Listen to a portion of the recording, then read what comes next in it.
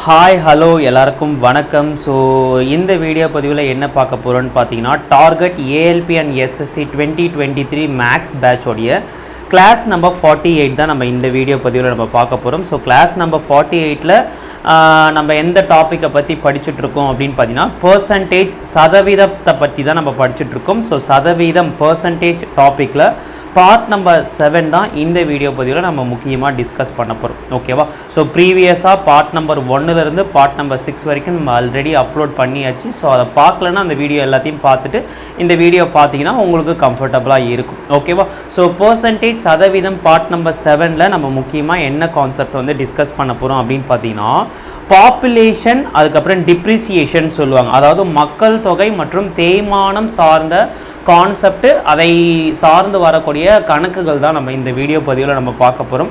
So ரொம்ப இன்ட்ரெஸ்டிங்கான topic, அதே சமயம் ரொம்ப இம்பார்ட்டண்ட்டான டாப்பிக்கும் கூட. ஓகேவா? ஸோ கண்டிப்பாக நீங்கள் பர்சன்டேஜ் அப்படின்னு நீங்கள் எடுத்துக்கிட்டிங்கன்னா நம்ம லாஸ்ட் கிளாஸில் ஒரு டாபிக் வந்து பார்த்தோம். ஸோ அதுவுமே ரொம்ப இம்பார்ட்டன்ட் தான்.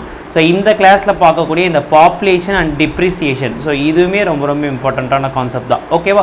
ஸோ நம்ம அதிகம் பேச தேவையில்ல, நம்ம டேரெக்டாக வீடியோ பதிவை நம்ம ஸ்டார்ட் பண்ணிடலாம். ஓகேவா?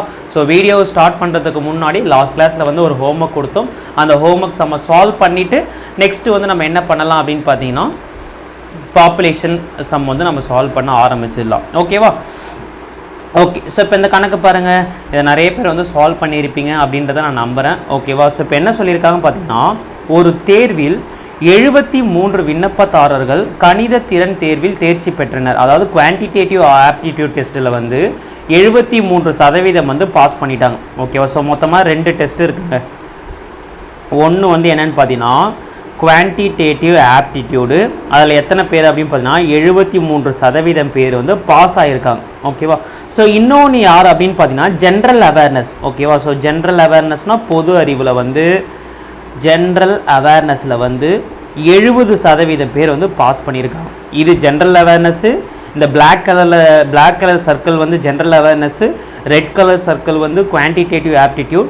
ஓகேவா? ஸோ 64% வந்து ரெண்டுத்துலேயுமே பாஸ் ஆகியிருக்காங்க. ஓகேவா? அப்போ இந்த குவான்டிடேட்டிவ் ஆப்டிடியூட் அதுக்கப்புறம் வந்து ஜென்ரல் அவேர்னஸ், இது ரெண்டுத்துக்குமே பொதுவான பகுதி எது அப்படின்னு பார்த்தீங்கன்னா இந்த 2 சர்க்கிளையும் கனெக்ட் பண்ணுற இந்த பகுதி தான் பொதுவான பகுதி. ஸோ இது என்னென்னு பார்த்தீங்கன்னா போத் ரெண்டுத்துலேயுமே பாஸ் ஆனவங்களுடைய பர்சன்டேஜ் எவ்வளோன்னு பார்த்தீங்கன்னா 64%. இப்போ உங்ககிட்ட கொஷின் கேட்குறாங்க, ஸோ குவான்டிடேட்டிவ் ஆப்டிடியூடில் மட்டும் பாஸ் ஆனவங்களோட எண்ணிக்கை கேட்டால் என்ன பண்ணுவீங்க? ஸோ குவான்டிடேட்டிவ் ஆப்டிடியூடில் 73% மைனஸ் இந்த ரெண்டுத்துலேயுமே பாஸ் ஆனவங்களோட எண்ணிக்கை வந்து 64%. ஸோ இது ரெண்டுத்தையும் மைனஸ் பண்ணால் உங்களுக்கு என்ன கிடைக்கும்? 9% பேர் மட்டும், அதாவது 9% குவான்ஸில் மட்டும் பாஸ் ஆகிருப்பாங்க. ஓகேவா? சப்போஸ் உங்ககிட்ட ஜென்ரல் அவேர்னஸில் மட்டும் பாஸ் ஆனவங்களோட எண்ணிக்கை கேட்டால் என்ன பண்ணுவீங்க? ஸோ ஜென்ரல் அவேர்னஸ் பார்த்தீங்கன்னா 70% பேர் வந்து பாஸ் ஆகியிருக்காங்க.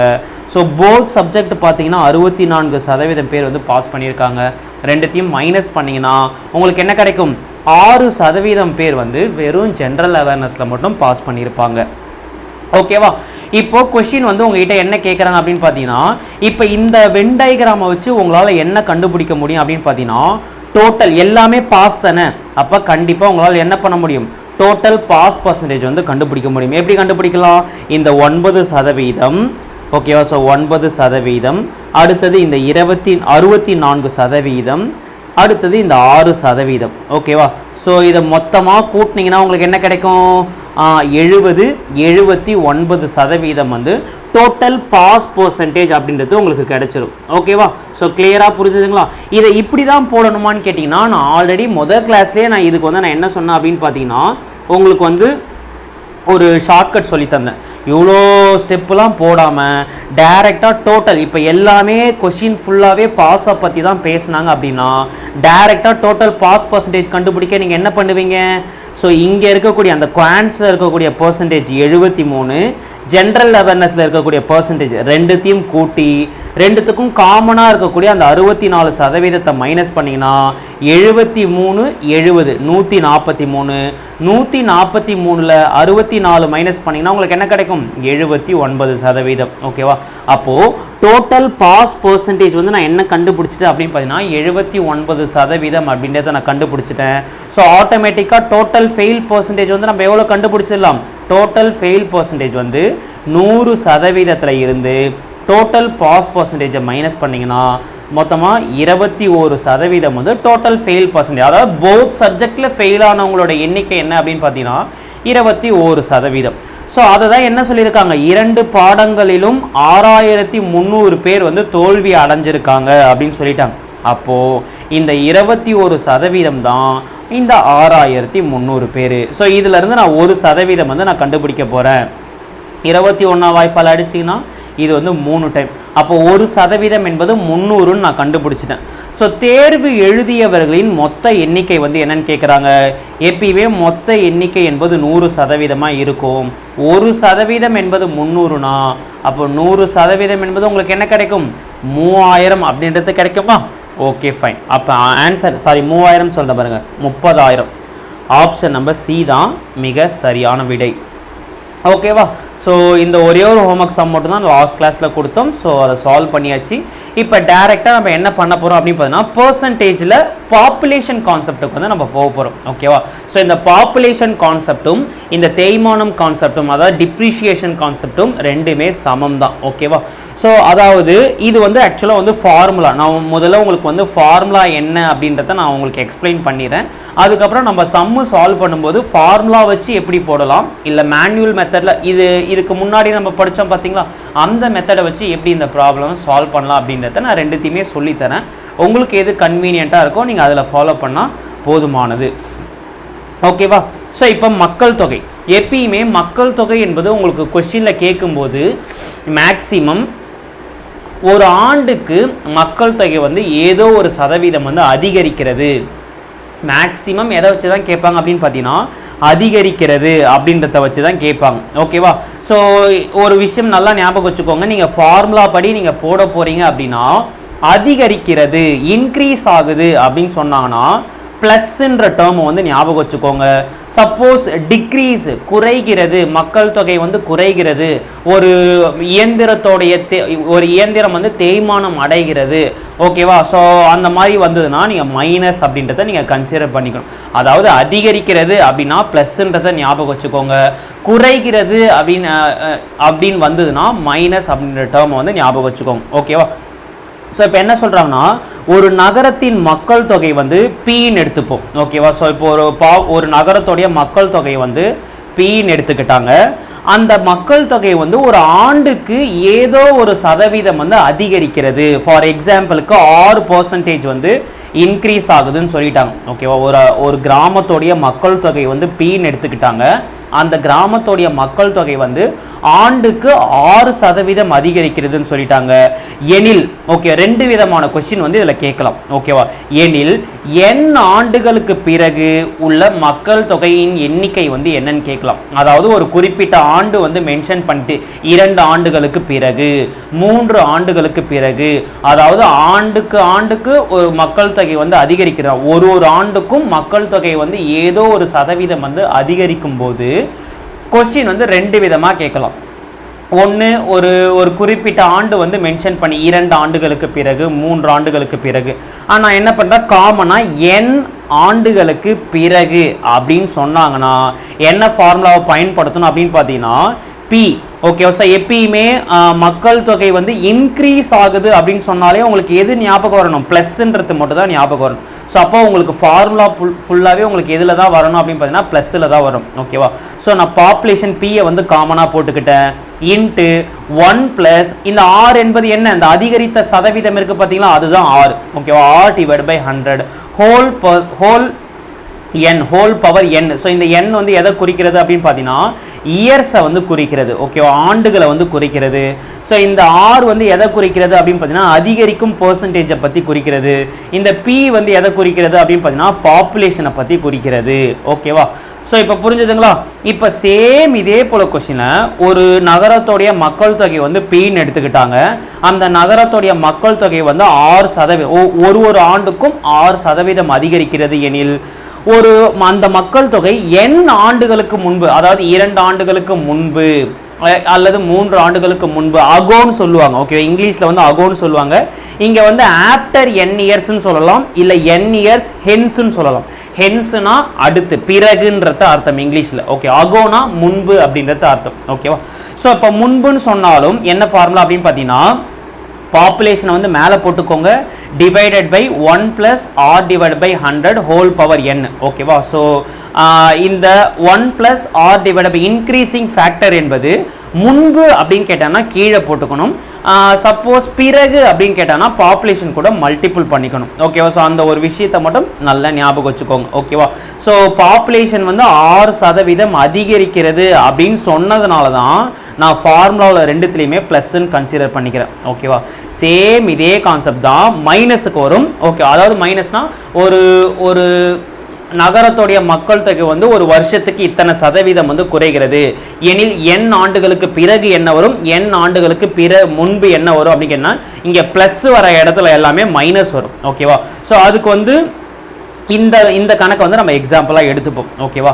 இப்போ வந்து நீங்கள் ஒரு வெஹிக்கிள் வந்து வாங்குறீங்க, இப்போ வந்து நீங்கள் ஒரு வண்டி வந்து வாங்குறீங்கன்னா கண்டிப்பாக அந்த வண்டி என்பது ஒவ்வொரு ஆண்டுமே அந்த வண்டியோட வேல்யூ என்பது குறையுமா, அதுக்கு பேர் தான் என்ன சொல்லுவாங்கன்னா தேய்மானம் அப்படின்னு சொல்லுவாங்க. இப்போ வந்து நீங்கள் ஃபார் எக்ஸாம்பிளுக்கு ஏதோ ஒரு வண்டி வாங்குறீங்க, பல்சர் வண்டி நீங்கள் வாங்குறீங்கன்னா ஒரு வருஷம் கழிச்சு ஓகேவா அந்த வண்டியோட வேல்யூ வந்து குறைஞ்சிருக்கும். அதுக்கு மீனிங் என்ன அப்படின்னு பார்த்தீங்கன்னா அந்த வண்டி வந்து தேய்மானம் வந்து அடைஞ்சிருக்கு.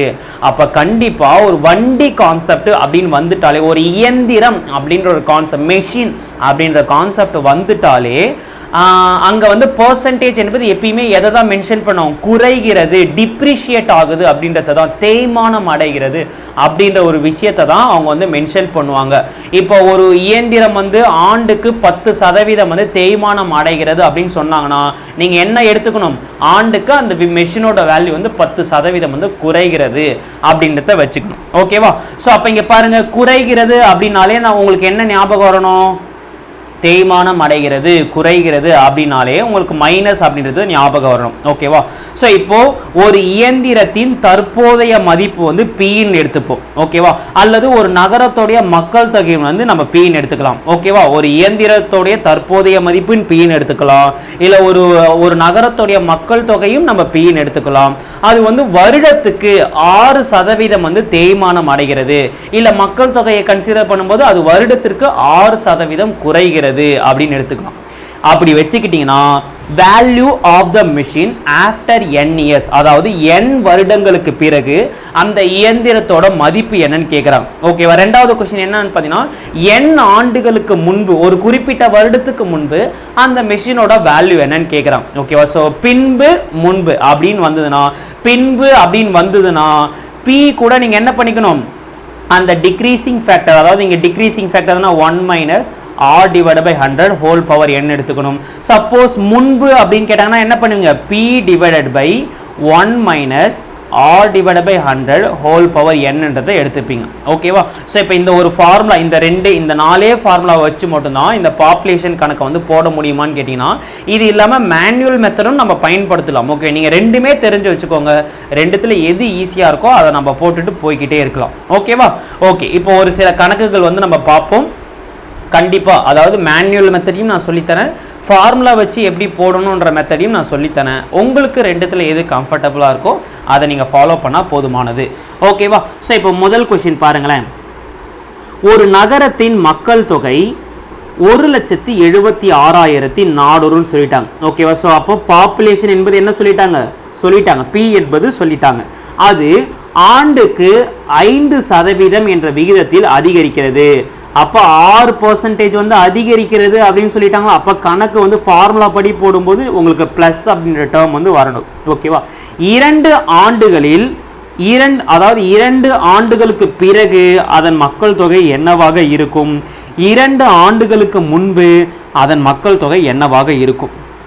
ஓகேவா? ஸோ முன்பு பின்பு 2 ஃபார்முலாவை நீங்கள் போடலாம். ஓகேவா? ஸோ இப்போ வந்து 6% வந்து அதிகரிக்கிறது அப்படின்னு சொல்லிட்டாங்களா, அப்போ இன்க்ரீசிங் ஃபேக்டர்னா உங்களுக்கு ப்ளஸ் தான் வரும். 1 +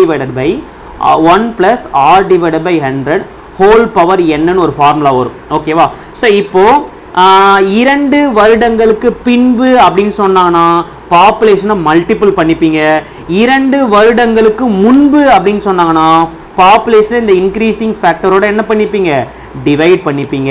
ஓகேவா, இதில் வந்து பாப்புலேஷனோட வேல்யூவை சப்ஸ்டியூட் பண்ண போகிறீங்க, ஆரோட வேல்யூவை சப்ஸ்டியூட் பண்ண போகிறீங்க, என்னோட வேல்யூவை சப்ஸ்டியூட் பண்ண போகிறீங்க. ஸோ பாப்புலேஷனோட வேல்யூ வந்து 1,76,400, என்னோட வேல்யூ எவ்வளோன்னு பார்த்தீங்கன்னா 2 ஆண்டுகள். நெக்ஸ்ட் வந்து ஆரோட வேல்யூ எவ்வளோன்னு பார்த்தீங்கன்னா 5. ஓகேவா, ஸோ இந்த 3 வேல்யூவை எடுத்துகிட்டு போயிட்டு இந்த ஃபார்முலாவில் சப்ஸ்டியூட் பண்ணிங்கன்னா உங்களுக்கு என்ன கிடைச்சிடும், 2 ஆண்டுகளுக்கு பிறகு கிடைக்கக்கூடிய மக்கள் தொகை வந்து கிடைச்சிடும். சேம் அதே 3 வேல்யூவை எடுத்துகிட்டு போயிட்டு இந்த ஃபார்முலாவில் போட்டிங்கன்னா 2 ஆண்டுகளுக்கு முன்பு என்ன மக்கள் தொகை இருந்ததோ அது வந்து நமக்கு கிடைச்சிடும். ஓகேவா, ஸோ இது ஃபார்முலா மெத்தடில் போடுறது. ஆனால் நான் எப்பயுமே ஃபார்முலா மெத்தடை பயன்படுத்தவே மாட்டேன், எப்பயுமே நான் மேனுவல் மெத்தடை தான் பயன்படுத்துவேன். அது என்ன மேனுவல் மெத்தட் அப்படின்னு பார்த்தீங்கன்னா, நம்ம சக்ஸசிவ் கேஸ்னு ஒரு கான்செப்ட் வந்து படிச்சிருப்போம் பர்சன்டேஜில், அதை பயன்படுத்தி தான் இந்த ப்ராப்ளமை நம்ம சால்வ் பண்ண போகிறோம். ஓகேவா, ஸோ சிம்பிளாக முதல்ல எத்தனை சதவீதம் வந்து மக்கள் தொகை வந்து அதிகரிக்கிறதுன்னு பாருங்கள். ஓகேவா, ஆண்டுக்கு ஒரு வருஷத்துக்கு 5% வந்து மக்கள் தொகை வந்து அதிகரிக்கிறது. ஸோ நான் அதிகரிக்கிறது அப்படின்றத நான் என்ன பண்ணிட்டேன், அம்புக்குரிய மேலே பார்த்த மாதிரி போட்டுட்டேன். ஓகேவா, இது வந்து முதல் வருஷம். ஸோ முதல் வருஷம் வந்து 5% வந்து அதிகரிக்கும். அடுத்தது 2வது வருஷம் என்ன ஆகும், 5% வந்து அதிகரிக்கும். 2வது வருஷம் வந்து 5% வந்து அதிகரிக்கும். ஓகேவா, ஸோ இப்போ பார்த்தீங்கன்னா இப்போ இந்த பர்சன்டேஜுக்கு நிகரான பின்னம் என்ன அப்படின்னு பார்த்தீங்கன்னா, இதை நம்ம முதல் கிளாஸ்லேயே சொல்லி கொடுத்துருப்போம், 2வது கிளாஸில் வந்து சொல்லி கொடுத்துருப்போம். எப்படி வந்து ஒரு பர்சன்டேஜை பின்னமாக மாற்றுறது, பின்னத்தை எப்படி பர்சன்டேஜாக மாற்றுறது அப்படின்றத நம்ம சொல்லி கொடுத்துருப்போம். இப்போ 5%க்கு நிகரான பின்னம் எவ்வளோ அப்படின்னு பார்த்தீங்கன்னா 1/20.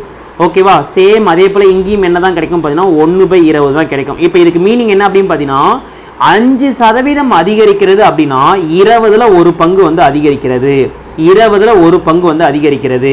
இப்போ நான் நெக்ஸ்ட் என்ன பண்ண போகிறேன், இந்த பின்னத்தை ரேஷியோவாக மாற்ற போகிறேன். ஓகே, அதை எப்படி ரேஷியோவாக மாற்றுவீங்க, 20ல் 1 பங்கு வந்து அதிகரிச்சதுன்னா 20 வந்து 21 மாறிடுமா, அதே போல் 20ல் 1 பங்கு அதிகரிச்சதுன்னா 20 21 மாறிடும்.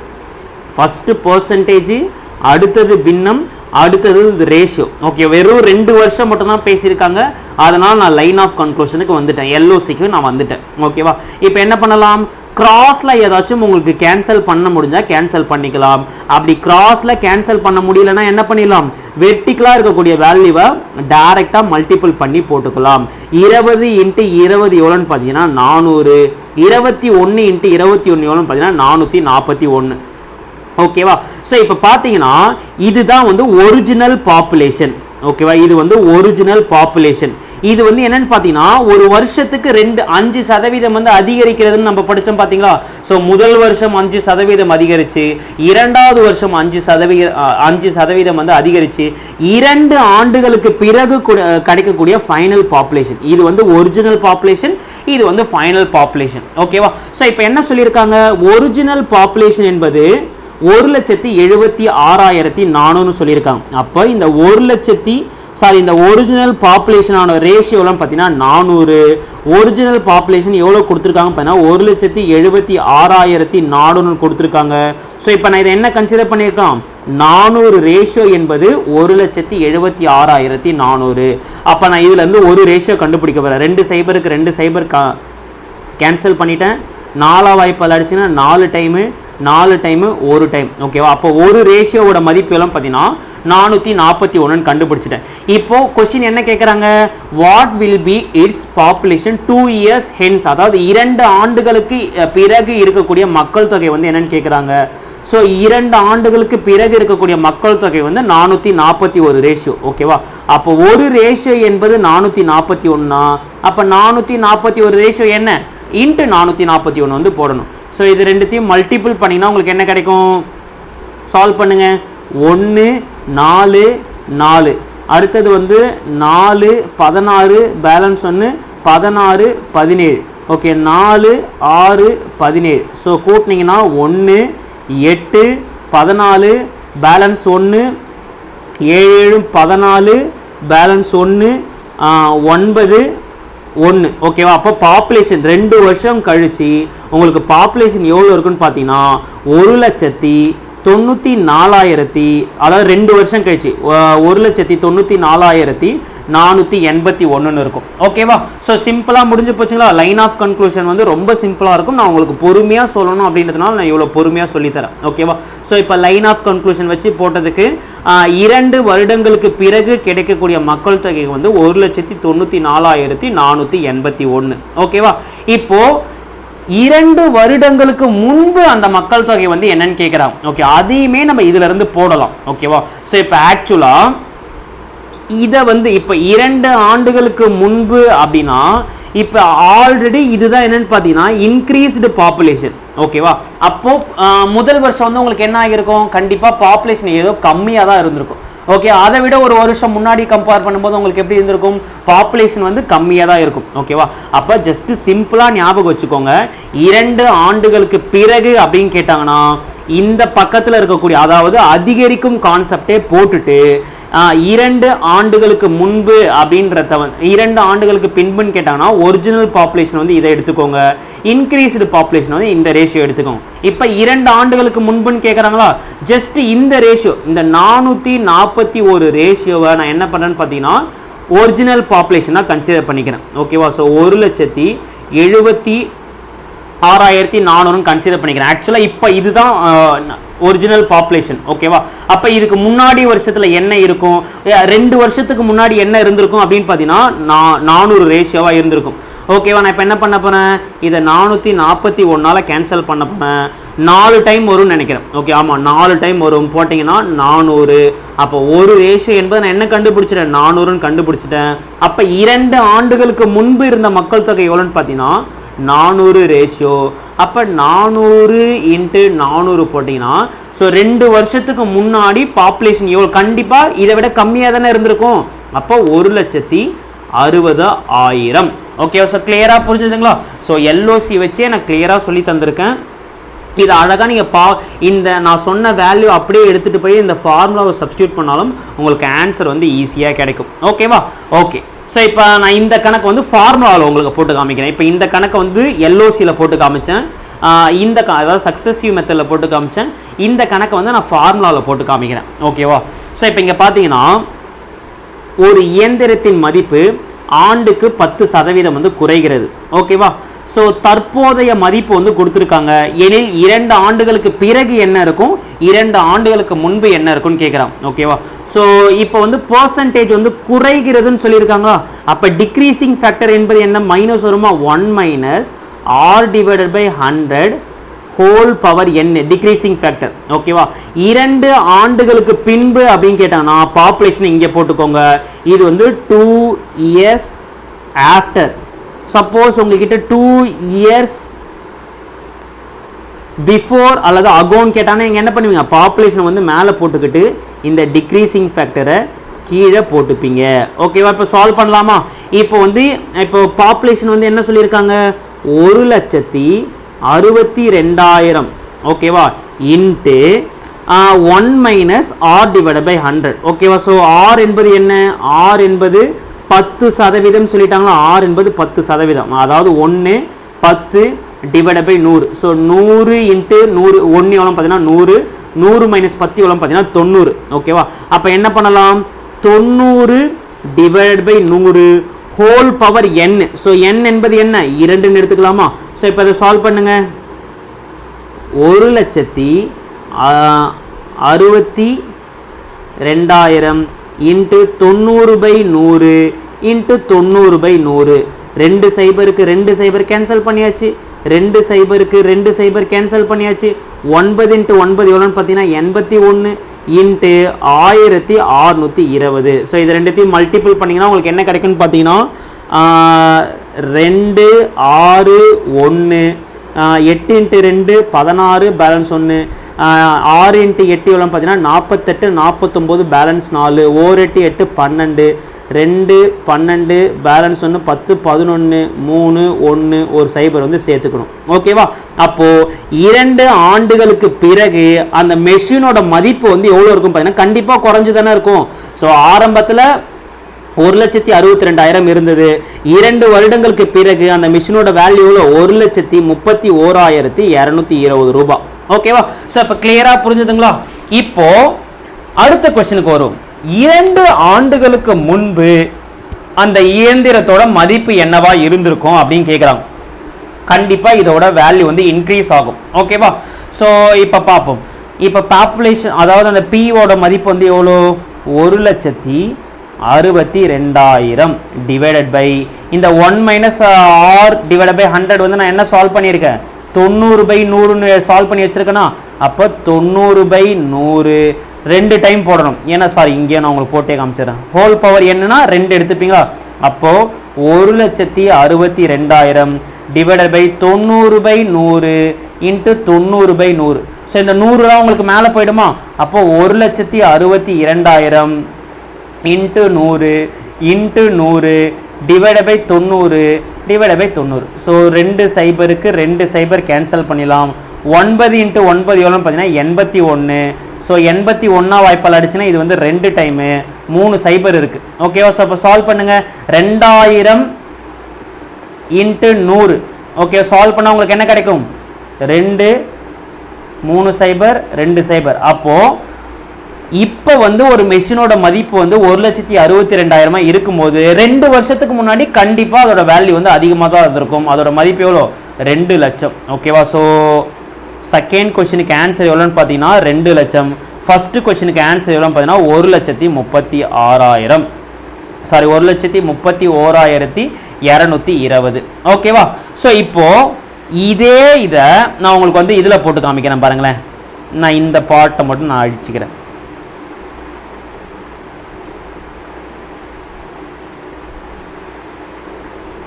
சால்வ் பண்ணினா உங்களுக்கு 2 லட்சம் வரும். நீங்கள் வேணால் செக் பண்ணி பாருங்கள். ஓகே, நான் இதே மெத்தடை வந்து நான் கன்சிக்யூட்டிவ் மெத்தடில் போட்டு காமிக்கிறேன், சக்ஸஸிவ் கேஸ் மெத்தடில். ஸோ ஆண்டுக்கு 10% வந்து குறைகிறதுன்னு சொல்லிட்டாங்க. 10%க்கு நிகரான பின்னம் எவ்வளோன்னு பார்த்தீங்கன்னா 1/10. 10ல் 1 பங்கு வந்து குறைகிறது. 10ல் 1 பங்கு குறைஞ்சுன்னா 10 வந்து 9ஆக மாறிடும். ஓகே, முதல் வருஷம் 10% குறைகிறது. அதே போல் 2வது வருஷமும் என்ன 10% வந்து குறையும். ஸோ 10ல் 1 பங்கு வந்து குறையும். 10ல் 1 பங்கு குறைஞ்சுன்னா 10 9ஆக மாறிடும். ஸோ 2 வருடம் தான் சொல்லியிருக்காங்க. லைன் ஆஃப் கன்க்ளூஷனுக்கு வந்துட்டு 10 × 10 எவ்வளோ பார்த்தீங்கன்னா 100. 9 × 9 எவ்வளோ பார்த்தீங்கன்னா 81. ஓகேவா? ஸோ இப்போது தற்போதைய இயந்திரத்தின் மதிப்பு எவ்வளோன்னு பார்த்தீங்கன்னா, ஓகே, தற்போதைய இயந்திரத்தின் மதிப்பு ஓகே 100 ரேஷியோ என்பது 1,62,000. 2 சைபருக்கு 2 சைபர் கேன்சல் பண்ணியாச்சு. அப்போ 1 ரேஷியோ என்பது எவ்வளோ பார்த்தீங்கன்னா 1620. அப்போது 2 ஆண்டுகளுக்கு பிறகு அந்த மெஷினோட மதிப்பு எவ்வளோ இருக்கும்? 81 ரேஷியோ. 81 இன்ட்டு 1620. நீங்கள் வேணால் இதை சால்வ் பண்ணி பாருங்கள். கண்டிப்பாக உங்களுக்கு என்ன கிடைக்கும்? 1,31,220 கிடைக்கும். சால்வ் பண்ணி பாருங்கள், கண்டிப்பாக கிடைக்கும். ஓகேவா? சப்போஸ் உங்களுக்கு 2 ஆண்டுகளுக்கு முன்பு அப்படின்னு கேட்டாங்கன்னா நார்மலாக எப்பயும் போடுற கால்குலேஷன் நம்ம போட்டுக்கோங்க. இந்த இதை வந்து நீங்கள் ப்ரெசென்ட் வேல்யூவாக எடுத்துக்கோங்க. அதாவது 81 ரேஷியோ என்பதை 1,62,000 எடுத்துக்கோங்க. ஓகேவா? ஸோ இப்போ நான் இதை வந்து அடிச்சிங்கன்னா உங்களுக்கு என்ன கிடைக்கும்? 2 டைம் கிடைக்கும், 2000 கிடைக்கும். ஒரு ரேஷியோட மதிப்பு எவ்வளோ பார்த்தீங்கன்னா 2000. அப்போது 2 ஆண்டுகளுக்கு முன்பு அதோட மதிப்பு எவ்வளோ இருந்திருக்கும் பார்த்தீங்கன்னா 100 ரேஷியோவாக இருந்திருக்கும். அப்போ 100 × 2000 போட்டிங்கன்னா 2 ஆண்டுகளுக்கு முன்பு அதோட வண்டியோட ரேட் வந்து என்ன இருந்திருக்கும்? 2 லட்சமாக இருந்திருக்கும். சேம் ஃபார்முலாவில் போட்டாலும் உங்களுக்கு இதே ஆன்சர் தான் வரும். சக்ஸஸிவ் மெத்தடில் போட்டாலும் உங்களுக்கு இதே ஆன்சர் தான் வரும். உங்களுக்கு எது கம்ஃபர்டபுளாக இருக்கோ அதில் நீங்கள் போட்டுக்கலாம். ஓகேவா? ஓகே. ஸோ இப்போ இந்த கொஸ்டின் பாருங்களேன். டியூரிங் 1 இயர், அதாவது ஒரு வருடத்தில் ஒரு நகரத்தின் மக்கள் தொகை வந்து 5% வந்து அதிகரிக்கிறது. அடுத்த ஆண்டில் மக்கள் தொகை வந்து 5% வந்து குறைந்து உள்ளது. ஓகே, 2வது ஆண்டில், அதாவது அந்த ஆண்டு 2 வருடங்கள் முடிவில் அந்த மக்கள் தொகை வந்து 9,975 கொடுத்துருக்காங்க. எனில் முதல் ஆண்டு தொடக்கத்தில் மக்கள் தொகை எவ்வளவு அப்படின்னு கேட்டிருக்காங்க. இந்த ஆண்டு கிடையாது, எவ்வளவு அப்படின்னு கேட்டிருக்காங்க. ஓகேவா? ஸோ நான் இதை சக்ஸஸிவ் இப்போ வந்து 1% வந்து இன்க்ரீஸ் ஆகுது, 1% ஒரு வருஷம் இன்க்ரீஸ் ஆகுது, ஒரு வருஷம் டிக்ரீஸ் ஆகுது. இதை ஃபார்முலாவிலையும் போடலாம், சக்ஸஸிவ் மெத்தட்லையும் போடலாம். ரெண்டுத்தில் எது ஈஸின்னு கேட்டிங்கன்னா கண்டிப்பாக சக்ஸஸிவ் மெத்தட் தான் ஈஸி. ஸோ முதல் வருஷம், ஸோ ஃபஸ்ட் இயர் பார்த்தீங்கன்னா 5% வந்து அதிகரிக்கிறதுங்களா? அப்போ 5% நிகரான பின்னம் எவ்வளோன்னு பார்த்தீங்கன்னா 1/20. 20ல் ஒரு பங்கு வந்து அதிகரிக்கும். ஓகேவா? ஸோ அப்போ 20ல் ஒரு பங்கு வந்து அதிகரிச்சதுன்னா இது வந்து 20ஆக மாறிடும், இது வந்து 21ஆக மாறிடும். இது வந்து முதல் வருஷம். ஸோ ரெண்டாவது வருஷம் வந்து என்ன சொல்லியிருக்காங்க? ரெண்டாவது வருஷம் வந்து 5% வந்து குறைகிறதுன்னு சொல்லியிருக்காங்க. அப்போ 5%க்கு நிகரான பின்னம் எவ்வளோன்னு பார்த்தீங்கன்னா 1/20. 20ல் ஒரு பங்கு வந்து குறைகிறது. ஸோ 20ல் ஒரு பங்கு குறைஞ்சதுன்னா உங்களுக்கு என்ன கிடைக்கும்? இது வந்து 20, இது வந்து 19ன்னு கிடைக்கும். ஓகேவா? ஸோ இப்போ அதை சால்வ் பண்ணுங்க. கிராஸில் ஏதாச்சும் டிவைட் பண்ண முடிஞ்சா டிவைட் பண்ணிக்கலாம். அப்படி இல்லைன்னா நம்ம என்ன பண்ணிக்கலாம்? டைரெக்டாக மல்டிபிள் பண்ணிக்கலாம். இது வந்து 400, இதை மல்டிபிள் பண்ணிங்கன்னா என்ன கிடைக்கும்? 399 கிடைக்கும்.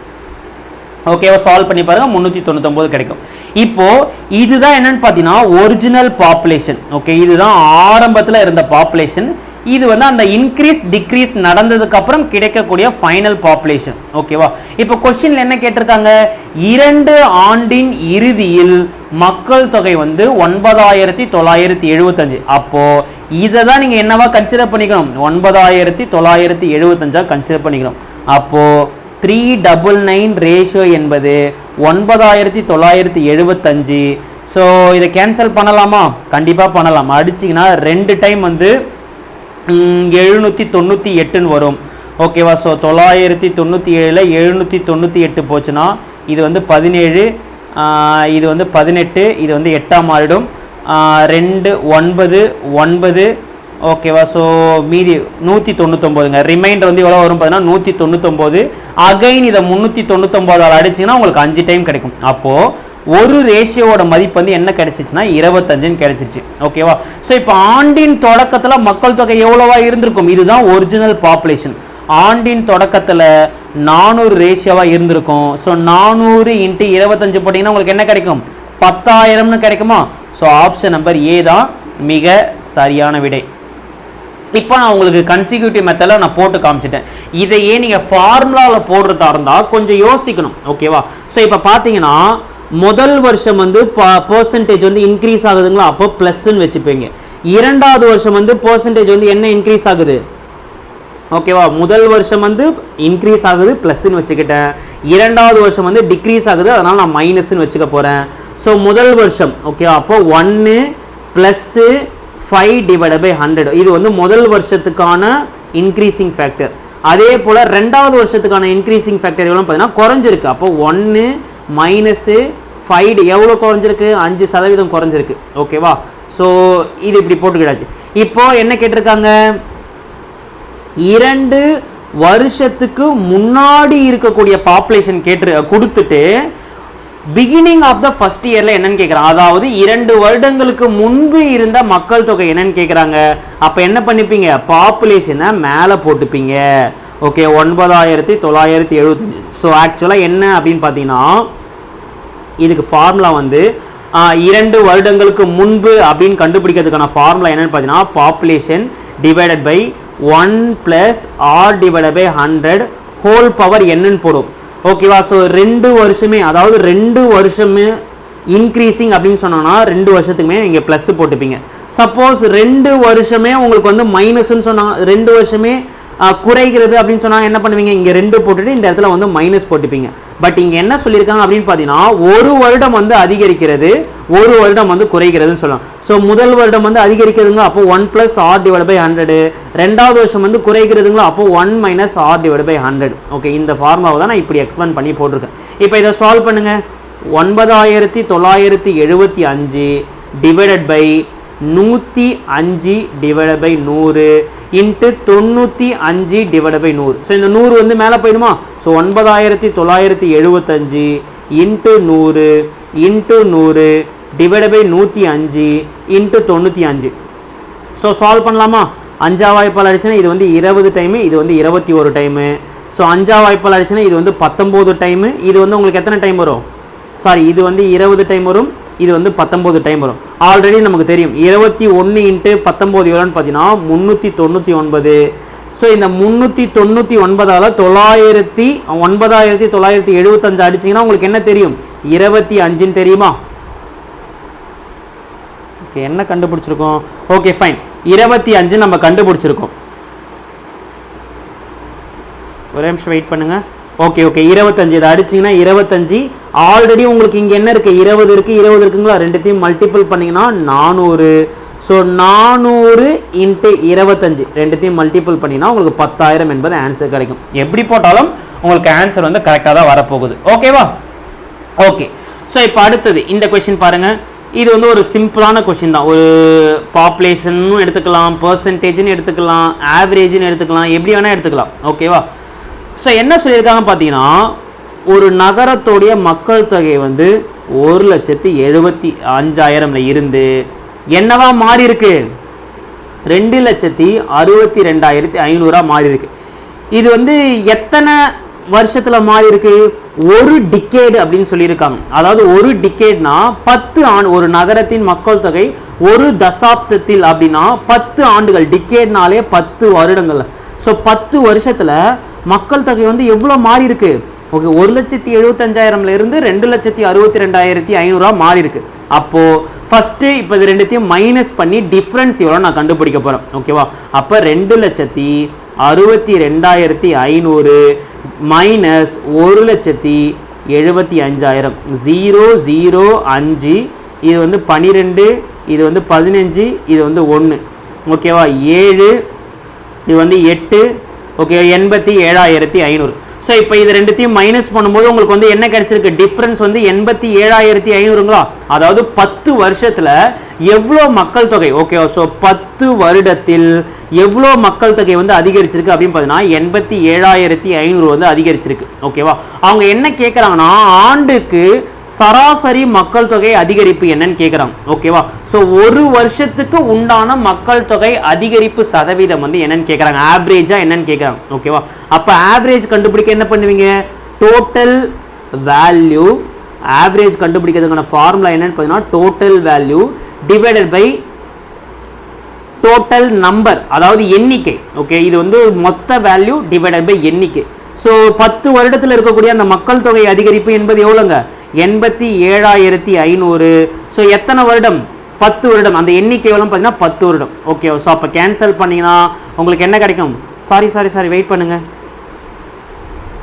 இதை இப்படி போடக்கூடாது. ஃபஸ்ட்டு பர்சன்டேஜ் வந்து நம்ம எவ்வளோன்னு கண்டுபிடிக்கணும். ஓகேவா? ஸோ 10 வருஷத்தில் பார்த்தீங்கன்னா 87,500 வந்து அதிகரிச்சிருக்கு. ஓகேவா? அப்போ இதை வந்து நம்ம பர்சன்டேஜில் முதல்ல சொல்லணும். பர்சன்டேஜில் சொல்கிறதுக்கு என்ன பண்ணுவோம், மேலே ஒரு வேல்யூ போடுவோம், கீழே ஒரு வேல்யூ போடுவோம், சதவீதமாக மாற்றுறதுக்கு 100. எப்பயுமே கீழே வந்து ஆரம்பத்தில் என்ன வேல்யூ வருதோ, டோட்டல் வேல்யூ அல்லது ஆரம்பத்தில் என்ன வேல்யூ வருதோ அதை தான் நம்ம போடும். ஸோ இப்போ பர்சன்டேஜ் வந்து மேலே யாருக்கு பர்சன்டேஜ் கண்டுபிடிக்க போகிறோம், இந்த 80, அதாவது இன்க்ரீஸ் எவ்வளோ இன்க்ரீஸ் ஆயிருக்குன்னு கண்டுபிடிக்க போகிறோம் 10 வருஷத்தில். ஓகே, அப்போ 87,500, 1,75,000 87,500 என்பது எத்தனை சதவீதம் அப்படின்றத நான் கண்டுபிடிக்க போகிறேன். 2 0க்கு 2 0 கேன்சல் பண்ணியாச்சு, 1 0க்கு 1 0 கேன்சல் பண்ணியாச்சு. இப்போ நான் என்ன பண்ணலாம், இந்த 8,750 175 அடிச்சிங்கன்னா உங்களுக்கு என்ன கிடைக்கும், 5ஆம் வாய்ப்பால் அடிச்சிங்கன்னா 5 டைம் வந்து 500, 5 × 75 போட்டிங்கன்னா உங்களுக்கு என்ன கிடைக்கும், கரெக்டாக 875 கிடைக்கும். அப்போ 50. அப்போது 10 வருஷத்தில் எத்தனை சதவீதம் வந்து அதிகரிச்சிருக்கு அப்படின்னு பார்த்தீங்கன்னா 10 இயர்ஸில் மக்கள் தொகை வந்து 87,500 வந்து அதிகரிச்சிருக்கு. அதுவே சதவீதமாக சொன்னீங்கன்னா 10 வருஷத்தில் 50% வந்து அதிகரிச்சிருக்கு. இப்போ ஒரு வருஷத்துக்கு உண்டான சராசரி அதிகரிப்பு சதவீதம் எவ்வளோன்னு கண்டுபிடிக்கணும். ஸோ டோட்டல் பர்சன்டேஜ் வந்து எவ்வளோன்னு பார்த்தீங்கன்னா 50%. எத்தனை வருஷத்தில், 10 வருஷத்தில். அப்போ கேன்சல் பண்ணிங்கன்னா ஒரு வருஷத்துக்கு உண்டான ஆவரேஜ் இன்க்ரீஸ் பர்சன்டேஜ் எவ்வளோன்னு பார்த்தீங்கன்னா 5%. ஆப்ஷன் நம்பர், ஸோ இந்த இது வந்து தப்பாக இருக்குது, ஆப்ஷன் நம்பர் சி தான் மிக சரியான விடை. ஓகேவா? ஓகே, ஸோ இப்போ அடுத்தது இந்த கொஸ்டின் பாருங்கள். ஒரு சிட்டியோட பாப்புலேஷன் வந்து 3 லட்சம் சொல்லியிருக்காங்க. ஓகேவா? ஸோ ஒரு சிட்டியோட பாப்புலேஷன் எவ்வளோன்னு பார்த்தீங்கன்னா 3 லட்சம். இதுவுமே ஒரு சிம்பிளான பர்சன்டேஜ் கணக்கு தான். அதில் ஆண்கள் வந்து எத்தனை இருக்காங்க பார்த்தீங்கன்னா 1,80,000 பேர் இருக்காங்க. அப்போ ஆட்டோமேட்டிக்காக பெண்கள் எத்தனை பேர் இருப்பாங்க, 1,20,000 பேர் வந்து பெண்கள் இருப்பாங்க. ஓகேவா? So 50% of the population is literate. ஓகேவா? அதாவது இந்த மொத்த மக்கள் தொகையில் ஓகேவா. இந்த மொத்த மக்கள் தொகையில் 50% வந்து படித்தவங்க. ஓகே, ஸோ கல்வி அறிவு வந்து பெற்றவங்க. ஓகே, சிம்பிளா சொல்லுங்க, இந்த 3 லட்சத்துல 50% என்பது எவ்வளோ? கால்குலேஷனே பண்ண தேவையில்ல. 3 லட்சத்துல பாதி எவ்வளோன்னு பார்த்தீங்கன்னா 1,50,000. ஓகேவா. அப்போ மொத்த மக்கள் தொகையில கல்வி அறிவு பெற்றவங்க எவ்வளோ பேர் இருக்காங்கன்னா 1,50,000 பேர் இருக்காங்க. ஓகேவா. 70% அதாவது 70% of the male or literate, அதாவது 70% ஆண்களுக்கு வந்து கல்வி அறிவு இருந்தால் பெண்களின் கல்வி அறிவு சதவீதம் என்னன்னு கேட்குறாங்க. ஓகேவா. ஸோ இதுதானே மேல், இதுதானே ஆண்கள், இதுதானே ஃபீமேல், இதுதான் பெண்கள். இப்போ 1,80,000ல் 70% வந்து எவ்வளோன்னு கண்டுபிடிக்க வர. ஓகேவா, கண்டுபிடிக்கலாமா? So 1,80,000 into 70 divide by 100. ஒரு சைபருக்கு ஒரு சைபர் கேன்சல் பண்ணிடலாம், ஒரு சைபருக்கு ஒரு சைபர் கேன்சல் பண்ணிடலாம். ஸோ 18 இன்ட்டு 7 போட்டால் உங்களுக்கு என்ன கிடைக்கும்? 56. பேலன்ஸ் 5, 7, 12, 126. 1, 2, 3 சைபர் இருக்குது. ஓகேவா.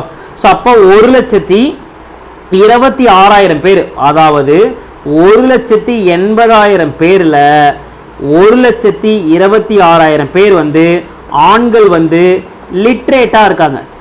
ஓகேவா, மேல் வந்து லிட்ரேட்டாக இருக்காங்க. அப்போது டோட்டலாக வந்து 1,50,000 பேர் வந்து படிச்சிருக்காங்க. இது வந்து டோட்டல்.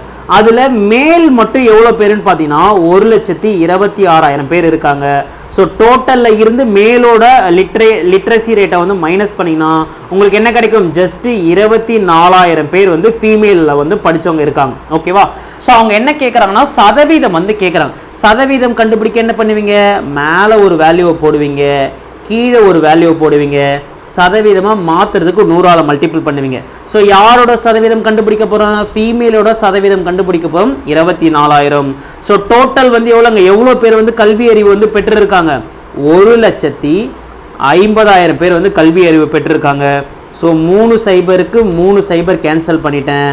ஒரு சைபருக்கு சாரி வெயிட் பண்ணுங்கள், பெண்கள் தானே கேட்டிருக்காங்க, பெண்களோட பர்சன்டேஜ் தான் நீங்கள் எடுக்கணும். இங்கே கீழே வந்து என்ன கேட்டிருக்காங்க? பெண்களுடைய சதவீதம், லிட்ரரி பர்சன்டேஜ் வந்து என்னன்னு கேட்குறாங்க. அப்போ பெண்களுடைய பாப்புலேஷன் எவ்வளோன்னு பார்த்தீங்கன்னா 1,20,000. ஓகே, 3 சைபருக்கு 3 சைபர் வந்து கேன்சல் பண்ணியாச்சு, ஒரு சைபருக்கு ஒரு சைபர் கேன்சல் பண்ணியாச்சு. 12ஆம் வாய்ப்பால் அடிச்சிங்கன்னா 2 இன்ட்டு 10 எவ்வளோன்னு பார்த்தீங்கன்னா 20%. ஸோ பெண்களில் படித்தவங்க எத்தனை பேர் இருப்பாங்க பார்த்தீங்கன்னா 20% பேர் வந்து இருப்பாங்க. ஓகேவா. ஓகே, ஸோ இந்த கணக்கை வந்து நீங்கள் ஹோம்ஒர்க் எடுத்துக்கோங்க. இந்த ஒரே ஒரு கணக்கை மட்டும் ஹோம்ஒர்க் எடுத்துக்கோங்க. ஓகேவா. இதை நான் நெக்ஸ்ட் கிளாஸ் வந்து சால்வ் பண்ணி காட்டுறேன். ஓகேவா. ஸோ இல்லைனா இந்த கணக்கையும் நீங்கள் ஹோம்ஒர்க் எடுத்துக்கோங்க. மொத்தமாக 2 கணக்கு, இந்த கணக்கு இந்த கணக்கு, இந்த 2 கணக்கையும் சால்வ் பண்ணி ஆன்சரை கமெண்ட் செக்ஷனில் சொல்லுங்கள். சப்போஸ் தெரியலனா நெக்ஸ்ட் கிளாஸ் வந்து நான் போட்டு காமிக்கிறேன். ஸோ இன்னும் ஒரு 5-6 கணக்கு வந்து இந்த டாப்பிக்கில் வந்து இருக்கும். அதை பார்த்துட்டு நம்ம பாப்புலேஷன் கான்செப்டை வந்து முடிச்சுட்டு ஸோ நெக்ஸ்ட் கிளாஸ் இல்லாமல் அதுக்கு அடுத்த கிளாஸில் வந்து பர்சன்டேஜோட இன்னொரு இம்பார்ட்டண்ட்டான டாபிக். ஓகேவா. ஸோ எலெக்ஷன் கான்செப்ட் அப்படின்ற ஒரு கான்செப்ட் இருக்குது, இன்கம் எக்ஸ்பெண்டிச்சர் அப்படின்ற ஒரு கான்செப்ட் வந்து இருக்குது. ஓகேவா. ஸோ இந்த கான்செப்ட்லாம் பெண்டிங் இருக்குது, அது எல்லாமே நம்ம அடுத்தடுத்த கிளாஸில் வந்து பார்க்கலாம். ஓகேவா. ஸோ இந்த கிளாஸ் வந்து எல்லாருக்குமே பிடிச்சிருக்கும் ப்ளஸ் புரிஞ்சிருக்கும் நான் நம்புகிறேன். ஸோ புரிஞ்சிருந்தால் மறக்காமல் எல்லாருமே லைக் பண்ணி விட்டுக்கோங்க. ஓகே, நீங்கள் பண்ணுற லைக் தான் யூடியூப் அல்காரிதம் வந்து அந்த வீடியோவை நிறைய பேர்கிட்ட வந்து கொண்டு போய் சேர்க்கும். Okay fine, thank you. நம்ம நெக்ஸ்ட் வீடியோவில் பார்க்கலாம்.